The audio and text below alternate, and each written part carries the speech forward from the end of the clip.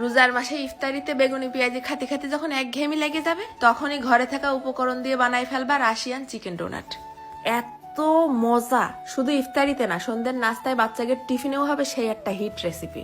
টুকুস করে একটা শেয়ার মেরে রাখো, নাই কিন্তু পরে খুঁজে পাবা না। ফার্স্টে আগে নিয়ে নিছি সম্পূর্ণ হাড় ছাড়া 200 গ্রামের মতন মুরগির গোশ আর সাইডে ছোট্ট ছোট্ট আলু। এই রেসিপি বানানো একদম সহজ। দিয়ে দিলাম প্রেসার কুকারের মধ্যে, ঢেলে দিছি ঘপ ঘপ করে বেশ অনেকটা আজ জগের মতন পানি। ওই পানির মধ্যে 1 চা চামচের মতন ফেলাই দিছি আবার গোলমরিচের গুঁড়ো, আর কিচ্ছু না, একদম ঠাস ঠাস করে বাসি দিয়ে সিদ্ধ করে নিয়ে আসবো। এইবার নিছি ঘরে থাকা নরমাল শক্ত সিমাই, হাত দিয়েই ভাঙে চুরে একদম চুরমার করে ফেলতে হবে, যত ছোট করা যায়।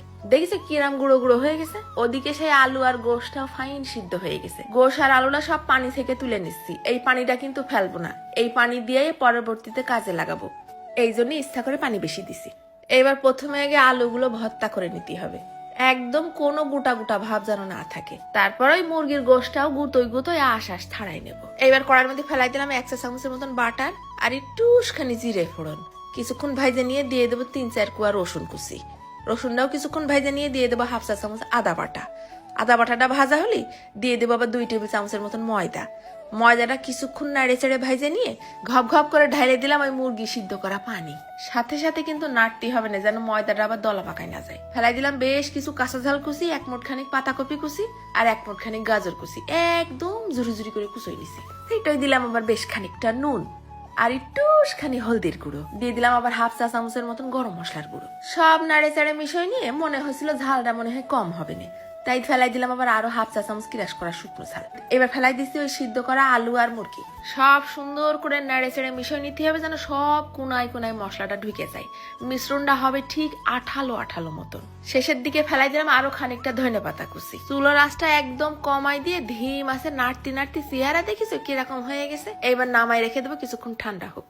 এইবার 1 কাপ আটা বা ময়দার মধ্যে ওই যে মুরগি সিদ্ধ করা পানি সেটা দিয়ে সুন্দর করে গুলাই গুলাই কোটিং এর জন্য একটা গুলা বানাই নেব, এটাও লাগবে না পরে।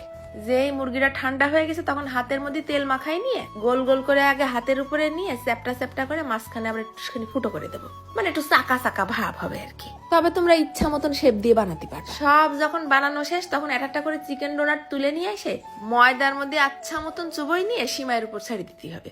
এরপর সিমাইটা সুন্দর করে চারিপাশে লাগাই নেব। ঠিক এই পর্যায়ে বানায় তোমরা ডিপ ফ্রিজের মধ্যে রেখে দিতে পারবা প্রায় 2 সপ্তাহের মতন। খালি ভাইজে খাওয়ার ঘন্টা খানিক আগে বের করে তেলটা মিডিয়াম গরম করে মুসমুসে করে ভাইজে নিতে হবে। সব থেকে মজার বিষয় হলো এই চিকেন ডোনাটের ভিতর পর্যন্ত অতটা তেল চষে না, বাইরেটা মারাত্মক ক্রিস্পি আর মধ্যেটা হচ্ছে একদম গোশে ভরপুর। গোশের মধ্যে সিদ্ধ আলু দেওয়ার কারণে একদম মোলায়েম হয়ে দাঁতের তলে বেটে যাচ্ছে। পোলাপান রে এরম করে ভাইজে দিবা, টিফিন বক্স আর কোনোদিন খালি আসবে না। ভয়ের কোনো কারণ নেই, ভাজারও প্রায় অনেকক্ষণ পরে 4-5 ঘন্টা ধরে মুসমুসে থাকে। সসের মধ্যে সুবই সুবই খাতি তো আরো স্বাদ। এত মজার জিনিস বাবারে বাবা, এইসব দেখলে কারো ডায়েট ঠিক থাকে? নিজেরা কন্ট্রোল করাই তো কঠিন হয়ে যাচ্ছে। আর আমার এই হারপিকের বোতল তো সেই ভাজা ধরে চুলোর পিঠে বসা, কখন হবে দাও, এত দেরি করছো কেন?